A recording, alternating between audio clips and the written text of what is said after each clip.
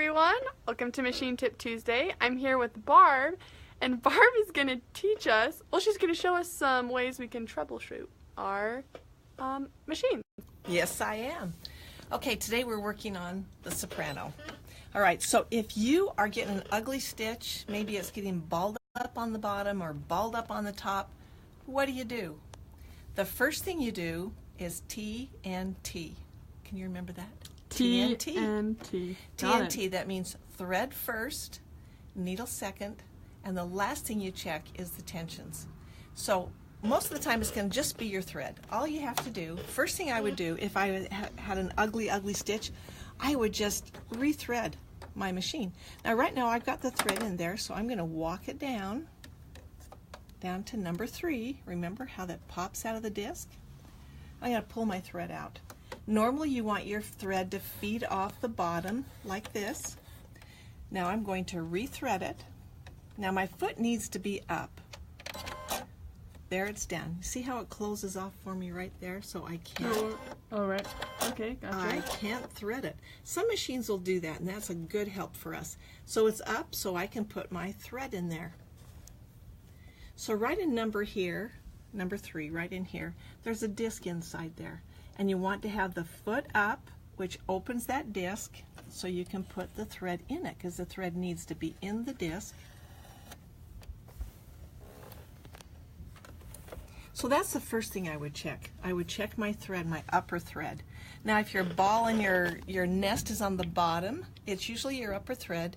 If your ugly part is on the top, then it's usually your bobbin thread. And I'm also going to take my bobbin out and make sure that I've got it threaded properly and I've got a good thread on there. It's not all bunchy or ugly. And then I would put it back in properly. Whoops. Awesome. And then, but if you still have an ugly stitch, let me show you some other things you can do. Here's another thing I would check. Take my bobbin out, take my bobbin case out, and look at that. I have ugly lint in there. That is going to give you an ugly stitch. So clean that out really good. Wow, I really have some stuff in there. That is bad.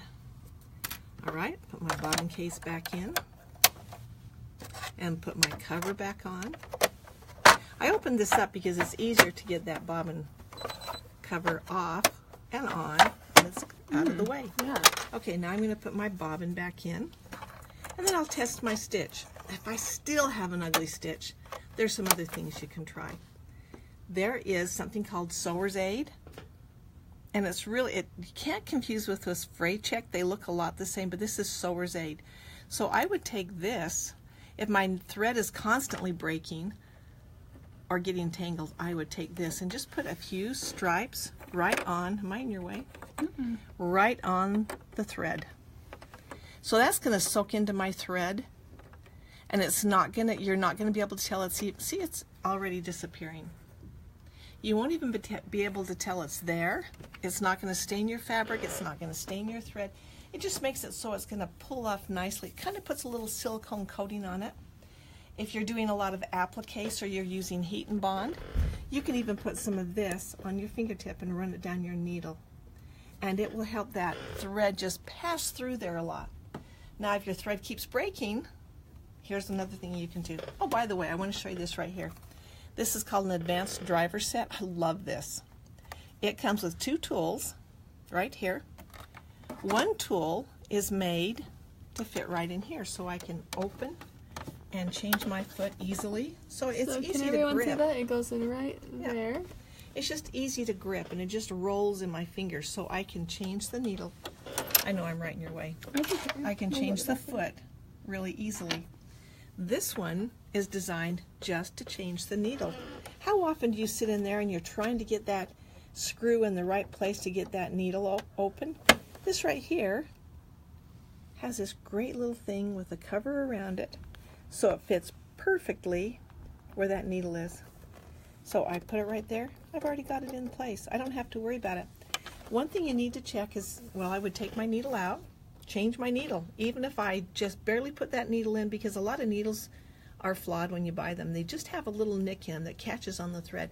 If you don't want that, then change your needle. That would be one thing I would definitely do. That's the end part. So check your thread, then your needle, then your tension. It's usually never your tension.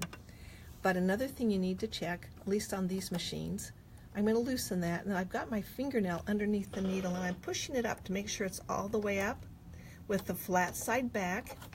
And you can tell on this machine if the needle is up all the way, because you'll be able to see the head of the needle in the top there.